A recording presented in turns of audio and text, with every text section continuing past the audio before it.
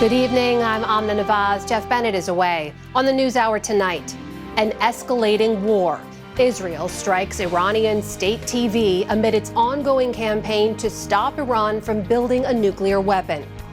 Police arrest the suspect in the murders of a Minnesota Democratic lawmaker and her husband. We speak with one of her Republican colleagues. We have an incredibly long road ahead as we try to restore people's sense of safety as elected officials here in the state of Minnesota. And the Trump administration pauses immigration raids on farms, hotels, and restaurants after pressure from business sectors.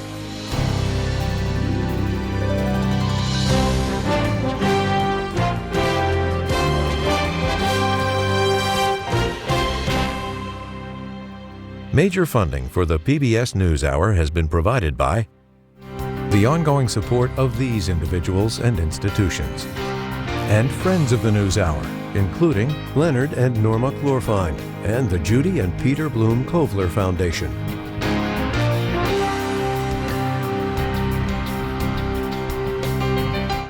Two retiring executives turn their focus to greyhounds, giving these former race dogs a real chance to win. A Raymond James financial advisor gets to know you, your purpose, and the way you give back. Life well planned. The Ford Foundation, working with visionaries on the front lines of social change worldwide. And with the ongoing support of these individuals and institutions.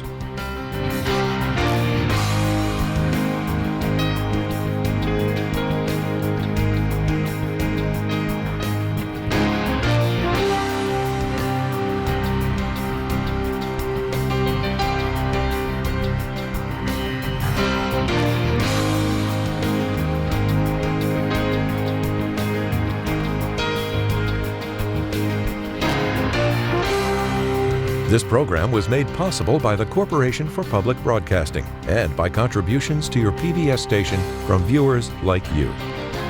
Thank you. Welcome to the NewsHour.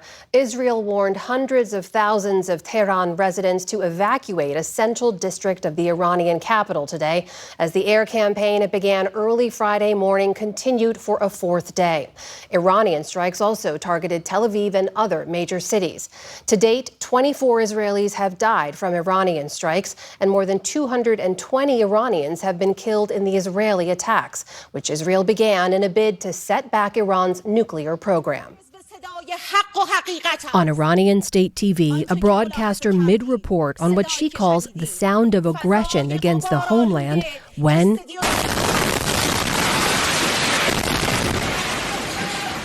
her Tehran news studio becomes the latest target of Israeli strikes.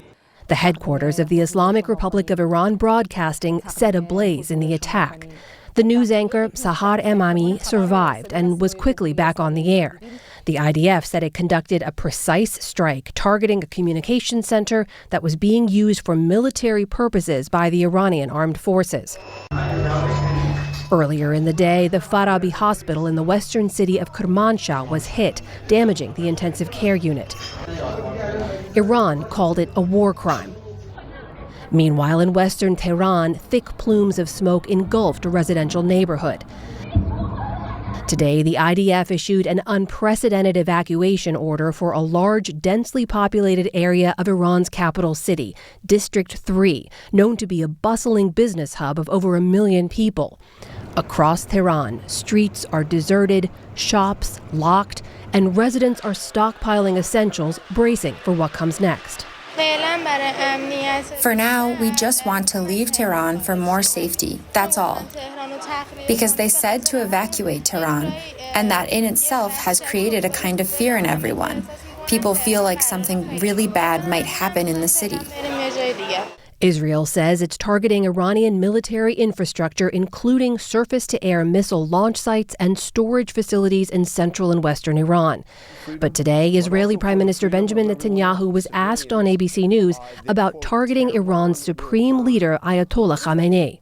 It's not going to escalate the conflict, it's going to end the conflict. We're preventing the most terrific war imaginable, and we're bringing peace to the Middle East. Israel claims its primary goal is to dismantle Iran's nuclear capabilities, Iran's main enrichment facilities at Natanz and Fordow, and Nuclear Technology Center in Isfahan.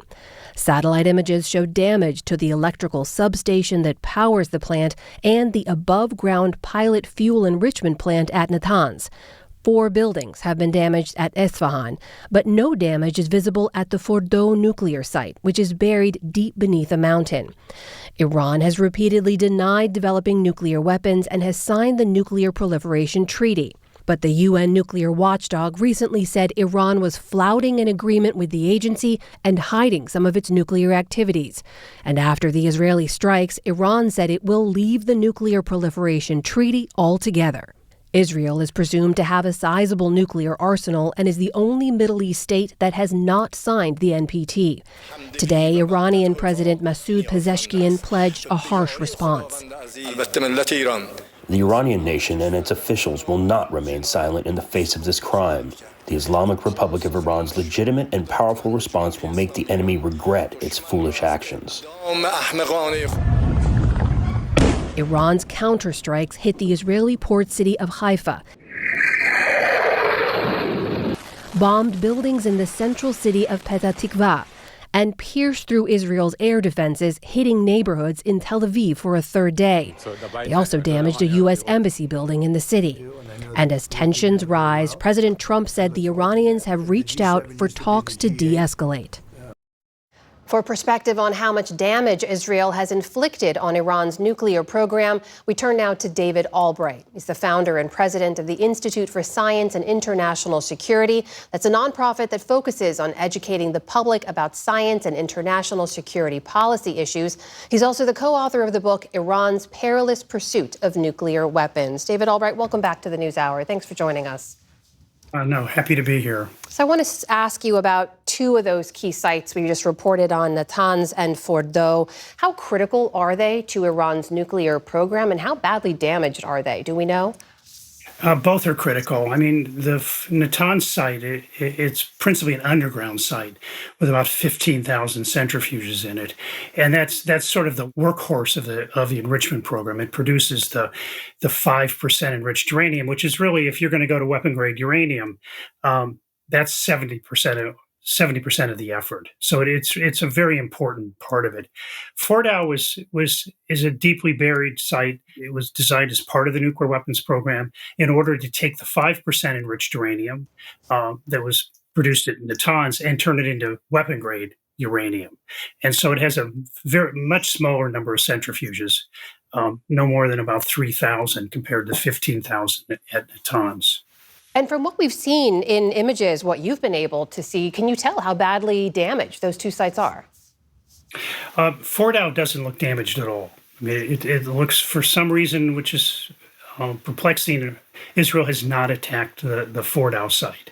It could do quite a bit of damage. And you see what it can do when you look at the damage done at the Natanz facility. They targeted the electrical supply, the emergency electrical supply, and backup electrical supply. And that meant that the centrifuges could no longer run. And if centrifuges aren't run and they start to slow down, they can break.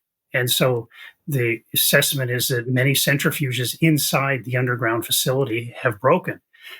Israel also decided to destroy the above ground pilot enrichment plant that had about 1,700 centrifuges in it and was making 60% enriched uranium. And so Natanz is inoperative.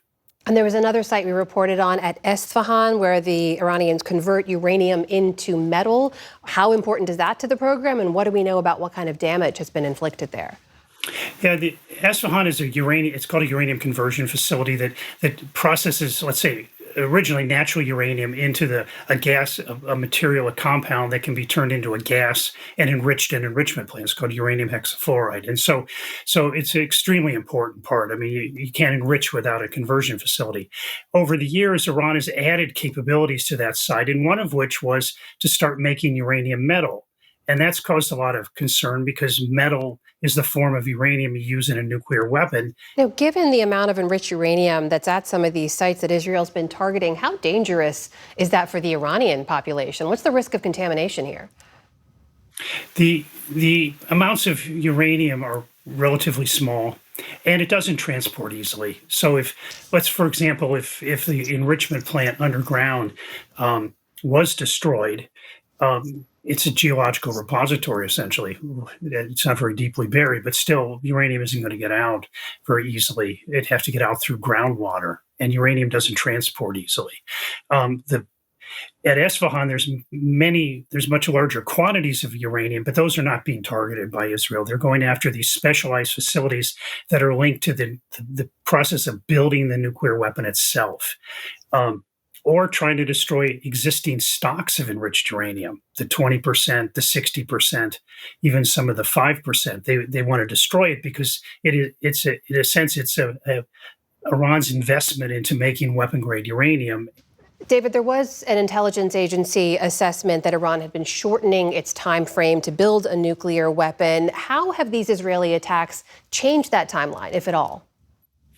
Well, I think the strikes have lengthened the timeline to build the bomb. I mean, and I think Iran is inhibited from actually doing that because they could get caught. They could reveal assets that they're trying to hide about that are needed to build nuclear weapons. So I think in the short term, they've really stopped the program cold and started to break up or destroy key parts of it, the parts that you need in order to build the bomb itself.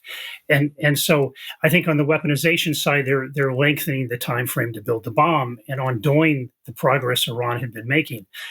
On the weapon-grade uranium side, they really haven't finished the job at all. They have not destroyed Fordow or even made it inoperative. So if the Israeli stated goal here is to prevent Iran from getting a nuclear weapon, how long do you think these strikes will continue? And what do you think is Israel's metric for when it's done, how to end these strikes? Yeah, they will not convey a metric, but I would say that probably what Israel's focusing on is on the weaponization side and trying to find the hidden assets that the IA has talked about openly in its reports, and destroy those. And unfortunately, that also has included going after some of the nuclear scientists. And I think it's a process that doesn't work in the long run because people will come up from the junior ranks or less senior ranks and replace them. But in the short run, it's incredibly disruptive. All right. David Albright of the Institute for Science and International Security. Thank you so much for joining us. Really appreciate your time. Thank you.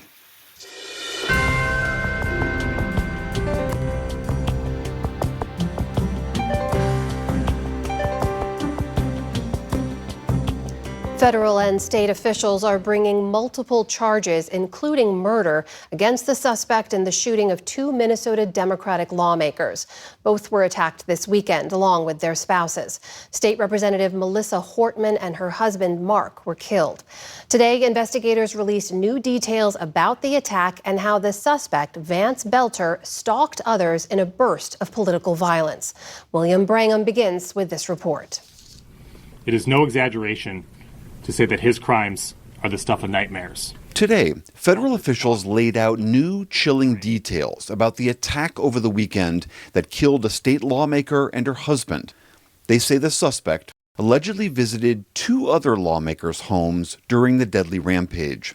In the early morning hours of June 14th, Belter went to the homes of four Minnesota state politicians with the intent to kill them. It began overnight on Friday, when authorities say the suspect showed up at the home of State Senator John Hoffman and his wife, disguised as a police officer, and shot them repeatedly. They've both undergone surgery and are expected to survive. Next, officials say the suspect drove an SUV altered to look like a police vehicle, like this one found near his home, to the houses of two other state lawmakers. Neither were there. Authorities say an officer in the town of New Hope tried to speak with the suspect. The New Hope police officer believed that Belter was a police officer who had been dispatched to the scene. The New Hope police officer pulled up next to Belter in his car, rolled down her window, and attempted to speak with him. Belter did not respond. They say he then drove to the home of former Minnesota House Speaker Melissa Hortman. The FBI released these photos of the suspect at their door wearing a rubber mask and a fake police uniform. When officers arrived at the scene, he allegedly rushed into the house and shot and killed Hortman and her husband, Mark. The suspect then fled out the back of the house. This eyewitness video shows his fake police car in the driveway, lights still flashing. What followed was what officials called the largest coordinated manhunt in Minnesota history. Authorities closed in on the alleged shooter yesterday after locating his vehicle next to a wooded area near his home. SWAT teams scoured the woods, found him, and he surrendered peacefully.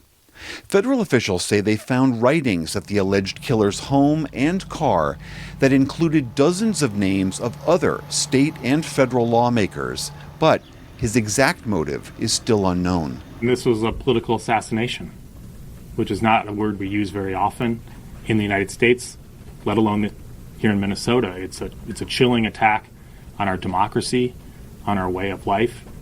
And I hope it's a wake-up call to everyone that people can disagree with you without being evil or needing to be killed or hurt. The shootings come as politicians nationwide have dealt with an uptick in political violence. That includes Pennsylvania Governor Josh Shapiro, who was the target of an arson attack at his residence in April. He wrote on X, quote, "We all have a responsibility to stand up and work to defeat the political violence that is tearing through our country. America is better than this." And President Trump, who survived 2 assassination attempts last summer, he called the Minnesota shootings a targeted attack, writing on Truth Social, quote, "Such horrific violence will not be tolerated in the United States of America." Meanwhile, Minnesotans continue to grapple with the tragic loss of a respected lawmaker and her husband as a result of that violence. So for more on the fallout from these killings, we are joined by Lisa Demuth. She is the Republican Speaker of the Minnesota House of Representatives, and she worked closely with Representative Melissa Hortman in recent years. Speaker Demuth, thank you so much for talking with us, and our condolences to you and all your colleagues for this awful tragedy that has befallen you. I wonder if I could just get your reaction to some of the developments that came out today, notably that this alleged killer had targeted 4 different lawmakers' homes and had been planning this attack, what sounds like for several months. Thank you, William. And with the targeting of other lawmakers and the unspeakable tragedy with the loss of Melissa and Mark Hortman and the shooting of Senator Hoffman and his spouse, this is something that no one in the state of Minnesota or anyone would have ever been able to imagine. As more of the details are unfolding to recognize that there were other targets, it is incredibly unsettling. We are grateful for law enforcement that has now arrested the suspect. It brings a level of comfort to the state of Minnesota, especially elected officials, but this is far from over. How are all you and all your colleagues holding up? I mean, I can't imagine having to work and be in communication with each other in a moment like this. This is incredibly difficult, and our deepest condolences definitely go to the family, the Hortman family, and their loss, and the Hoffman family as they are recovering. Also, the colleagues here at work, the House Democrat caucus for sure, but the entire legislature here in Minnesota have been facing such a serious time of concern and fear and deep, deep grief that this is something that no one ever could have expected. We are making it through as best we can. Again, very grateful for law enforcement and the work that they're doing, but we have an incredibly long road ahead as we try to restore people's sense of safety as elected officials here in the state of Minnesota. As I mentioned, you worked very closely with Representative Hortman, especially when the legislature was very evenly split. Just recently, you helped shepherd a bipartisan state budget together through. Can you tell us a little bit about Representative Hortman and what she was like as a friend and a colleague? Representative Hortman was a phenomenal political leader and just a great person overall. She became Speaker in 2019, and that's when I was first elected to the legislature. So she's the only Speaker that I have ever served under. When I became the minority leader in 2023, her party was in full control of state government, but yet she reached out and she said, let's meet weekly so we can get to know each other and the work that we have ahead of us. That really showed incredible leadership and strength and character. And so the relationship we were able to build over 23 and 24, then when we came into the tie this year and needing to negotiate an organizational agreement here in the House of Representatives, although we disagree on some things politically, we were able to move through and come to the best decisions and do our job to serve the people of Minnesota. And like you mentioned, a bipartisan agreement on the state budget. And we finished that work just 1 week ago today. I mean, as we heard from the acting U.S. attorney, he referred to this as a political assassination. And as someone like yourself who has worked across the aisle in this fraught political moment, I wonder how you assess the ongoing threat of political violence. Political violence has no place in our state and in our country, and I will stand by that all the time. We know that people are going to have differences, and we will disagree about some things, but there is absolutely no reason for political violence. The person that conducted this horrendous attack on elected officials and the assassination of the Hortmans, that is not a political party. That is someone that is completely unhinged. And we have to pull together in the work that we are doing and start slowly healing and making things better as we can here in the House of Representatives, here in the state of Minnesota, and it's political leaders that will be able to set the tone for that. All right, that is Speaker Lisa Demuth of the Minnesota House of Representatives. Speaker, thank you so much for taking the time to talk with us. Thank you very much, William.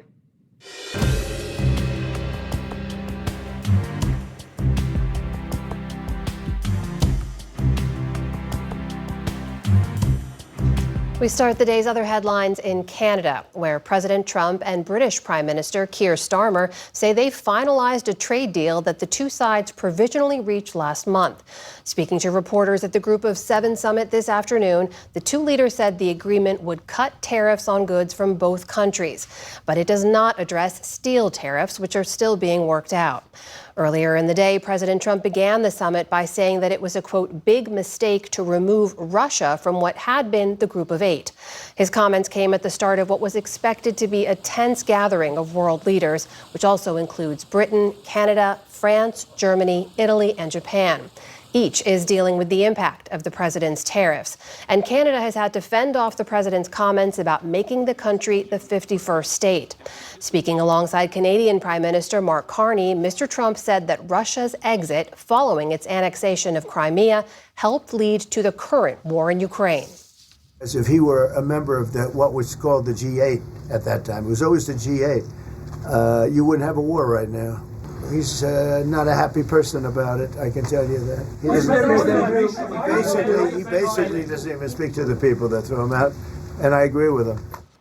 Trump is due to meet with Ukrainian President Volodymyr Zelensky tomorrow. Zelensky is expected to ask Trump about new weapons purchases to help Ukraine's war effort. In the meantime, European nations will try to persuade Trump to slap tougher sanctions on Moscow. In Gaza, health officials say at least 34 Palestinians were killed today in the latest violence near food distribution centers. In the southern city of Khan Yunis, family members and loved ones mourned those lost in the violence. It is the single deadliest day since the aid facilities began operating there 3 weeks ago. So far, hundreds have been killed in near-daily shootings as desperate Palestinians travel through Israeli-controlled areas to reach the centers. Witnesses say the Israeli military opened fire today in an attempt to control the crowds. We went there thinking we would get aid to feed our children, but it turned out to be a trap, a killing. I advise everyone, don't go there. The Israeli and U.S.-backed Gaza Humanitarian Foundation claim no violence has occurred at their sites. The Israeli military has not commented on today's violence, though in previous cases it said troops fired warning shots at people they referred to as suspects. The Supreme Court says it will take up an appeal from a faith-based pregnancy center in New Jersey when it reconvenes for its fall term. First Choice Women's Resource Centers is pushing back on a state investigation into whether it deceived women into believing it offered abortion services. The center wants to block a subpoena for information on donors and medical personnel, claiming it violates the group's freedom of speech. Also today, the court declined to revive a copyright case over Ed Sheeran's song Thinking Out Loud and whether it illegally copied from the Marvin Gaye classic Let's Get It On. A lower court had already found Sheeran not liable in 2023. New Jersey's Supreme Court says the state can let a grand jury look into allegations of clergy abuse. Today's ruling came after the Diocese of Camden agreed last month to drop its long-standing opposition to such a probe. The case originates from a finding in 2018 that more than 1,000 children had been abused in the state of Pennsylvania since the 1940s. That prompted New Jersey to announce an investigation of its own. In a statement, the diocese said, quote, "To the victims and all those impacted by abuse, we reaffirm our sorrow, our support, and our unwavering resolve to do what is right now and always." Flash flooding in West Virginia has now claimed 6 lives. That's according to the state's governor. Rescue crews are still searching for 2 others who remain missing. As many as 4 inches of rain fell in just a half hour in some areas of the state on Saturday night. In the city of Fairmont, the intense rains ripped away the wall of an apartment complex. Residents escaped with their lives, but were unsure of what comes next. I literally woke up to a catastrophe. I have a baby on the way. I have a toddler. I have no clue what to do now. Tonight, more than 11 million Americans are under flood watches across large parts of the eastern half of the country. That includes residents of the same parts of West Virginia already hit by flooding. In Paris, there were surprising scenes outside the Louvre this morning after the museum failed to open on time. That left thousands of ticket holders waiting on lines that snaked around the museum's famous glass pyramid. A union official says that staff at the world's most visited museum called a spontaneous work stoppage to protest what it calls untenable working conditions. That includes overcrowding and chronic understaffing. The closure lasted about 4 hours, but it comes amid a broader pushback against over-tourism in Europe. In Barcelona this weekend, firecrackers erupted as protesters vented their anger over the influx of visitors. Activists also used water pistols to target unsuspecting tourists. On Wall Street today, stocks posted solid gains after Friday's sell-off. The Dow Jones Industrial Average added more than 300 points on the day. The Nasdaq jumped nearly 300 points. The S&P 500 also closed higher to start the week. Still to come on the NewsHour, Amy Walter and Leanne Caldwell break down the latest political headlines. And author Colum McCann's latest novel explores isolation in the internet age. This is the PBS NewsHour from the David M. Rubenstein Studio at WETA in Washington and in the West from the Walter Cronkite School of Journalism at Arizona State University. After a weekend of national protests over his immigration policy, President Trump says he wants a greater crackdown in some of the nation's biggest cities. At the same time, the president is pulling back on ICE raids in some major industries. Lisa Desjardins has our look at this pivot point. Lisa? In the past day, Trump wrote that he wants more detention and deportation in New York, Los Angeles, and Chicago. But as he ramps up raids there, he is freezing his push elsewhere with a temporary pause on most immigration arrests at farms, restaurants, and hotels. On Truth Social, President Trump wrote, "Our great farmers and people in the hotel and leisure business have been stating that our very aggressive policy on immigration is taking very good, longtime workers away from them. Changes are coming." For a closer look, I'm joined by Jenny Murray, CEO of the Center-Right National Immigration Forum, which works on immigration and the economy. Jenny, the length of this pause for farm and hospitality arrests is not clear, but Is this pause itself significant? It is very significant. We're very glad to see that the president realizes the very important role that these businesses play for America's economy and that these workers play for these American businesses. You're talking behind the scenes all the time to businesses and also folks in immigration, nonprofits. Businesses first. What has the effect been so far of the raids up to this point? Yeah, we've had, quite a chilling effect. We have to say that there are lots of things that are being laddered, right? There are tariffs. There's the travel ban. There's the international student ban. We've seen parole and TPS ended, which is lawful status for a lot of workers in the U.S. And now we're starting to see this focus on workplace raids. And that is going to be weakening. It's already starting to weaken American businesses and also, our global competitiveness, our GDP. Let's talk about parole for a second. Can you help viewers understand the problems and concerns there are over that particular category of workers and how large that category is? Absolutely. Parole and TPS are both temporary statuses that we saw enacted in 23 and 24 and TPS longer than that. From the inauguration through October, we will lose about 3 million workers from the system by ending parole and some of these TPS categories, meaning these folks were lawful workers. They followed the law. They did everything correctly, and they've been working in our American businesses. 1 in 5 workers in the U.S. is foreign born.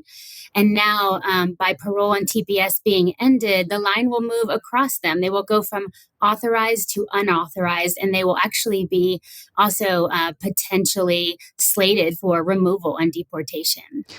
At the Capitol, when I talk to Republicans in this area, especially in the Senate, they do give me concern, especially about the ag sector. Now, President Trump is pausing those arrests in that sector. He clearly heard from some people. Are you aware, has there been a major effort to try and tell him to stop? And what does this mean specifically for farms and farm workers? That's right.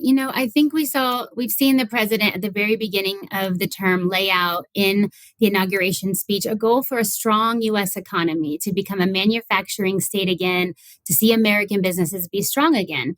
And I think businesses have been coming back to the president and saying, we want to join your goal.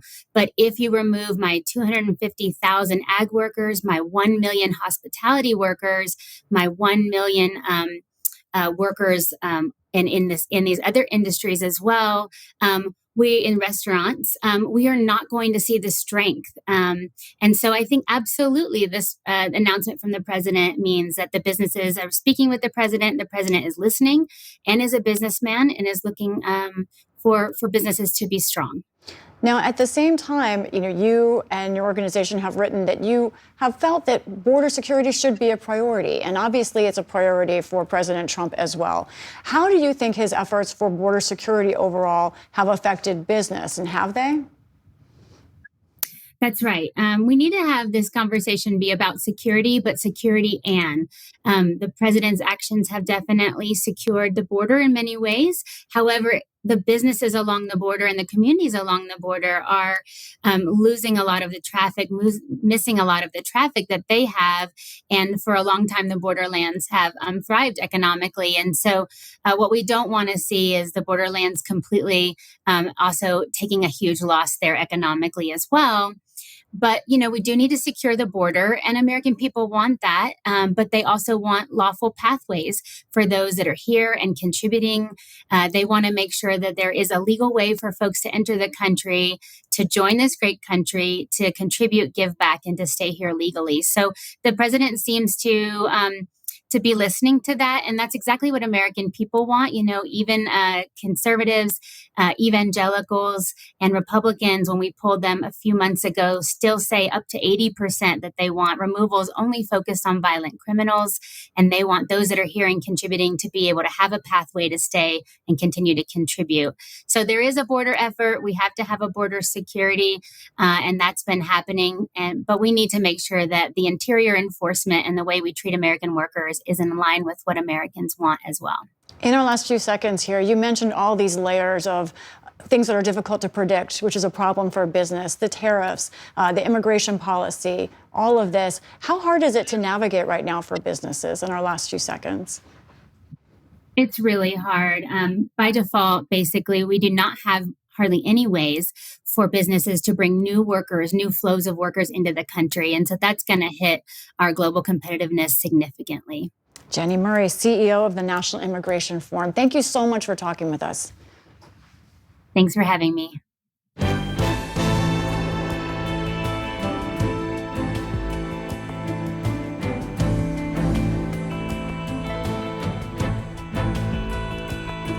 After a spate of worrying political violence, lawmakers on both sides of the aisle are calling for more security.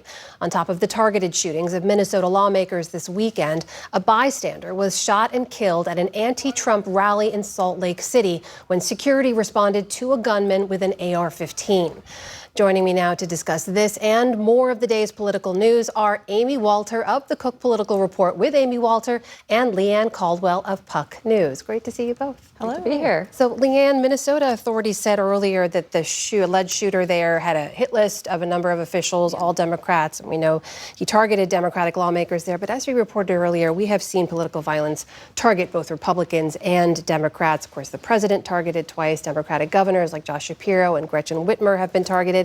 Is it fair to call this now a bipartisan concern? What's the context for this message right now? Absolutely. It's been a bipartisan concern for many years now. This really started when there was the shooting on the baseball field with Steve Scalise, who's now the Republican leader, was shot and nearly lost his life. There were calls for more security for lawmakers then.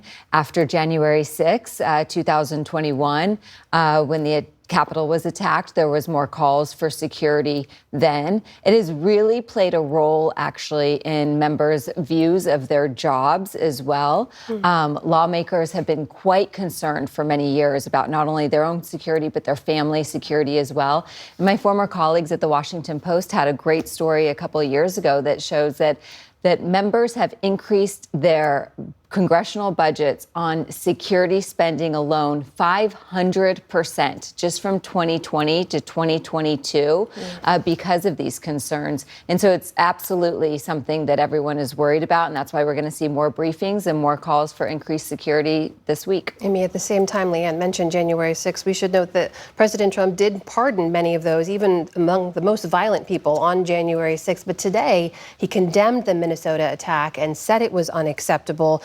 We did see some lawmakers, like Senator Mike Lee of Utah, respond with baseless claims online, calling the Minnesota shooter a Marxist. We saw Elon Musk also wrongly proclaim that the shooter was far left online. How does all that noise around the shooter's background impact the division and the discussion right now? Yeah, I think all of this is contributing to a number of factors for people who are in public service and people who may want to be in public service. If you're in office right now, I think it has a chilling effect. We talk to people all the time who would rather not rock the boat, rather not take a vote to oppose something or say something for fear, not just of themselves, but of their family members. Yeah. No matter how much security there is, how much money these lawmakers can put to sort of safeguarding themselves in Washington, they do have homes, they have multiple offices that people work in their districts. So you're talking about not just these individuals, but hundreds of people that they want to protect in their lives. It's easier to not speak. That's a really big problem if people's voices have been silenced, especially if they're voting in something that's controversial or that they're opposed to. The other is about recruiting and retaining the best in the business. If you are an aspiring public servant, do you really want to put your family through this? And it used to be we would talk about this for Congress or maybe for president. Now you have to think about it if you're running for city council or these were state legislators who were targeted in Minnesota. These people are not going to be able to get the level of security that a member of Congress could get. It's just a sobering reminder there. I do want to pull back just a little bit and take a bigger look at some of the president's top priorities in particular in the context of all the news and the stories we're individually reporting on. Take a look. This is a non-exhaustive list, as we'll call it, of some of the deadlines that the president has really set for himself. On trade, he promised 90 deals in 90 days. We know that the tariffs are now set to go into effect in mid-July, on July 8th. On Iran, he said there were 60 days to reach a nuclear deal. The deadline for that passed. That was June 11th, and now we see Israel striking Iran, Iran striking back. In Ukraine, he promised to end the war on day one. He later said that was actually an exaggeration. And on immigration, the president and the vice president really promised 1 million deportations in year one. So far, there's about 200,000 as of the second week of June. Leanne, on immigration alone, as Lisa was reporting there, he's rolled back some of the raids on business sectors that were impacted. And we know he's targeting Democratic cities, even though some of the largest undocumented populations are in Texas and Florida. How do you look at all this and the president's sort of failure to meet his own deadlines on a lot of these things? Yeah, well, the president is very good at setting expectations and then also moving the goalposts too, and being able to message in a way that still makes him seem like he has come out on top.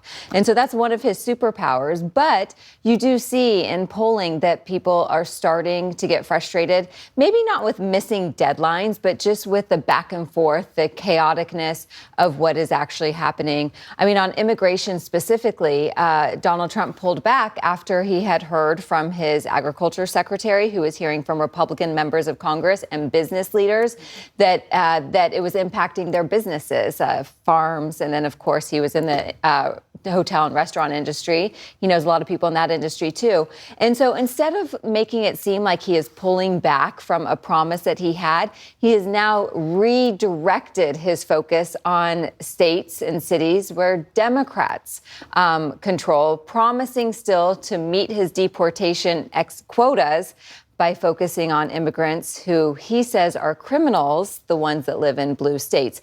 So the president is distracting, redirecting, and also trying to make it seem like he is still accomplishing what he said he would do. Yeah, and when we look at polling, the president's approval rating numbers with Republicans remain incredibly high. The one thing that has dropped is the strong approval rating. In other words, they're still think that he's doing a good job, but they're not quite as engaged, as motivated by Donald Trump as they were earlier on. I think that Leanne has it right. A lot of it is the chaos, the not really knowing, especially on tariffs and some of these other issues, where the ball's going to end up. Before I let you go, I want to get each of you to weigh in on the week ahead. We know that this big budget bill is making its way through Congress. We know that the Senate Finance Committee just released their section of the bill today. Leanne, what kind of fights are we looking at ahead, especially when it comes to these big ticket items like Medicaid between the Senate and the House? Yeah, it's not going to be easy. The Senate says that they weren't going to change this bill a lot, but the changes that they did make are really setting up fights, not only within their party among some members, but with the House as well, especially on this issue of Medicaid. There were a lot of House members and even a few senators who were very worried about steep cuts to Medicaid. And in fact, the Senate actually made deeper cuts to Medicaid than the House did. And so it's going to be a big lift for Senator John Thune to pass this over in the Senate, but the even bigger lift is reconciling with the House in the coming weeks. Yeah, where you also have incredibly small margins. The other big lift is going to be selling this plan. Democrats have been united for a while now on pushing this as an issue of cutting Medicaid, the largest cut to Medicaid in history. And there are signs that messaging has broken through, that people are talking about this and ingesting that. Now Republicans, they have to pass it, and then they've got to sell it, and to a public that is probably a little more skeptical. Big lift for a big bill. We'll follow up more. Leanne Caldwell, Amy Walter, great to see you both. Thank you so much. You're welcome.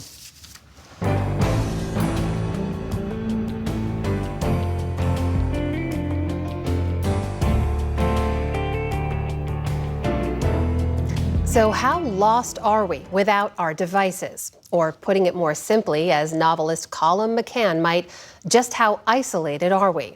His new novel asks big questions through a story of characters literally at sea.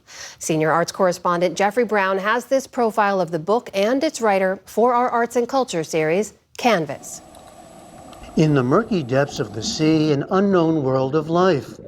But also down there, the wires that carry much of the information that enriches, ruins, controls so much of our lives.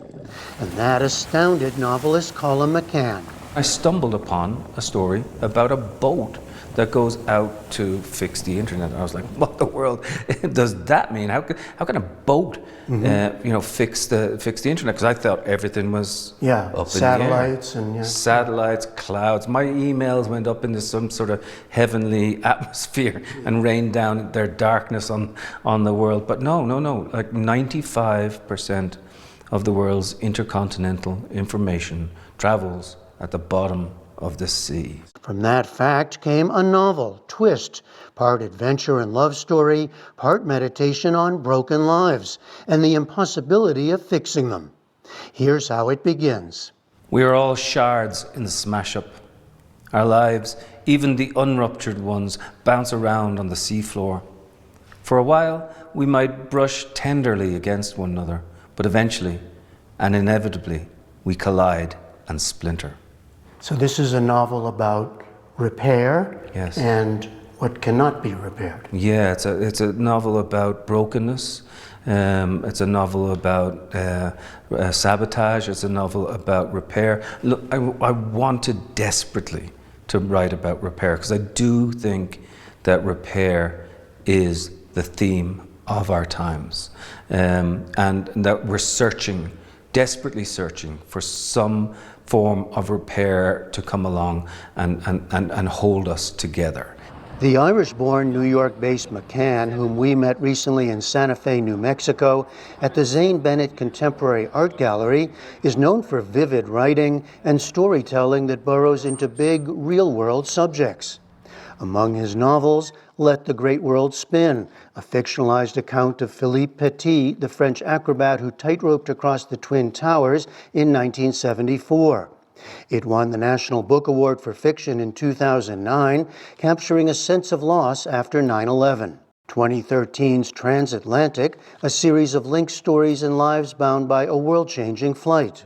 And A Paragon from 2020, which explored the suffering, loss, and pain of the Middle East in a fragmentary novel based on two real lives, one Israeli, one Palestinian. Well, I love the tiny and the epic together. I think the tiny becomes the epic. I think the local becomes the universal. I do think it's the job of the writer, or at least my job, to find those supposedly tiny little lives that actually have an incredible influence on the world in general. In Twist, he takes on a fractured, divided world in which so many of us are lost and lonely in our own screens, but in a concrete, unexpected setting. The people who repair undersea cables when they're damaged through storms or other causes, including potentially sabotage. My main character, who's not me, but is an Irish journalist and sort of a middle-aged man who goes out to sea, he's broken. And he's looking for some form of personal repair. He thinks he can find it out on this boat, but he doesn't necessarily find it. So, yeah, there's some big themes. There's climate that's in there, climate change that's in there, communication that's in there. But ultimately, I want people to, read the story about these human beings who are struggling to make their own form of meaning. There's one very long paragraph description of everything running through the cables, every kind of communication, all the information in a personal life, and it ends with somebody saying or writing, "I love you," or "then again, maybe not." Then again, maybe not. Right, so it's got it all. Well, it's the contradictions. I am really interested in this world of contradictions, the binary things, the connection, the disconnection, the love, the hate, the peace engagements, the wars that are going on around us, and the fact that these cables have this sort of smash up, as I say, of all these things operating all at once, carried by light. Of all things, it feels almost biblical, and I'm still astounded by it. Even as he continues to write, McCann has taken on a more public role over the years, and as much as any leading writer today, he's engaged with his times. One of the ways that leads towards change is the ability to tell our own story, yes. Especially with the power of story to help bring people together across divides of war, politics, class. We joined him in Santa Fe for a gathering of Narrative 4, the organization he co-founded in 2013 to teach young people to write stories of their lives and share them with others with whom they would otherwise never connect. That work has taken McCann around the world, from war zones to meeting such figures as Pope Francis, and to collaborations with artists in other fields, including Sting. I do like the world. I like people. I like meeting people. I like listening to their stories, and I like acknowledging that they matter. But as the shards splinter, to use your language, as we're in this period of incredible divisions, incredible threats and uncertainties, does it change your sense of your own role? Look, I don't say that writers have to engage on a political level. I don't say that writers have to engage on a social level. Somebody might write a beautiful novel about a cup of tea, and if they do, well and good. But for me personally, I do want to figure out what's going on. I mean, half my life is writing now. The other half of my life is being out in the world, meeting people, going to schools, going to colleges, and sort of being part of a movement that understands that we have to know each other. In an upcoming report, we'll look more in depth at the work of Narrative 4 and the power of shared storytelling in repairing a divided world. A focus of Colin McCann's latest novel, Twist, as well. For the PBS NewsHour, I'm Jeffrey Brown in Santa Fe, New Mexico.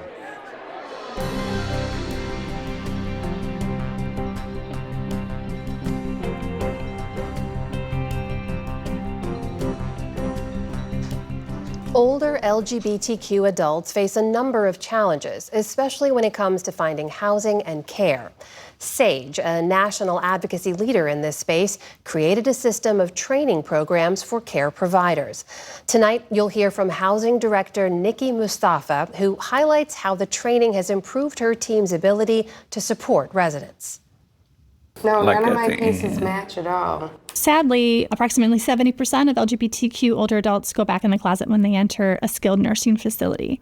And that statistic makes me so sad because it's no quality of life to be hiding who you are, to not be your authentic self, to basically be forced to live a lie.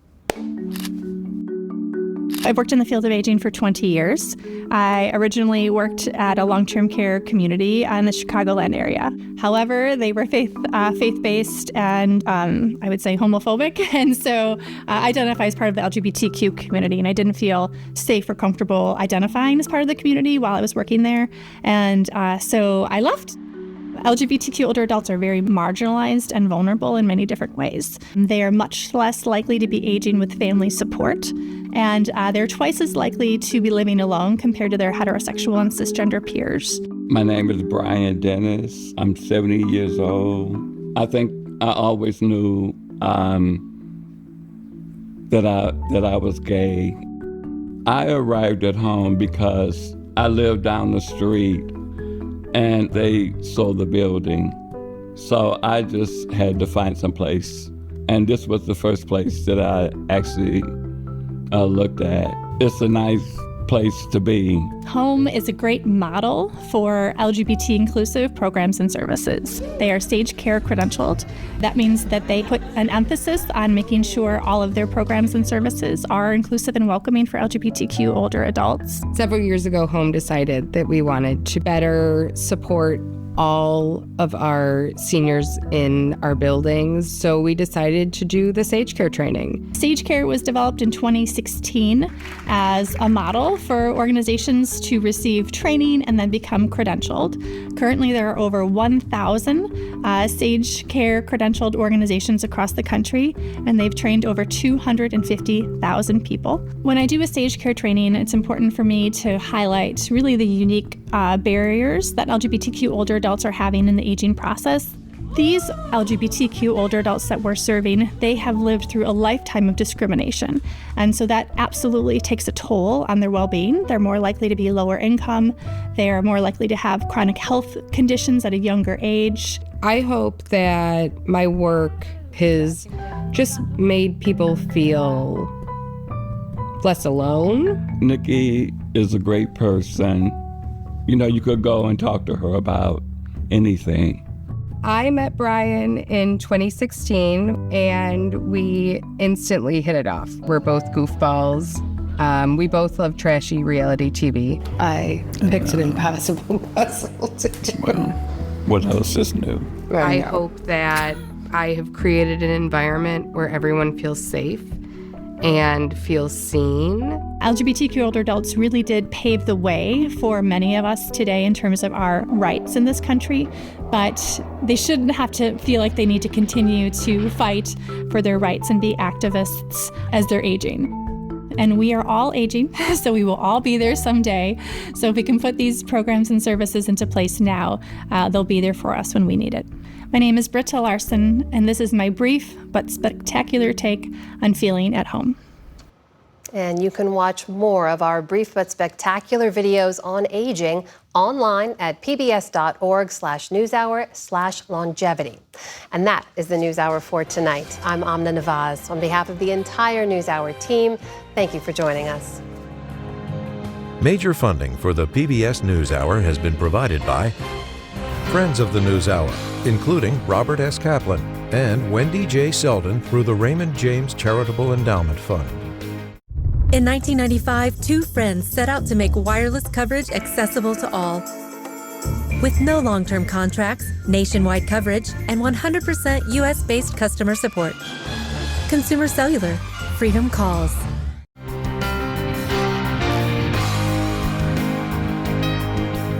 The John D. and Catherine T. MacArthur Foundation, committed to building a more just, verdant, and peaceful world.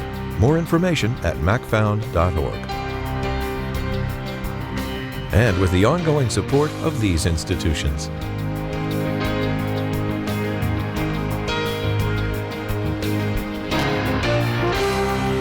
This program was made possible by the Corporation for Public Broadcasting and by contributions to your PBS station from viewers like you. Thank you.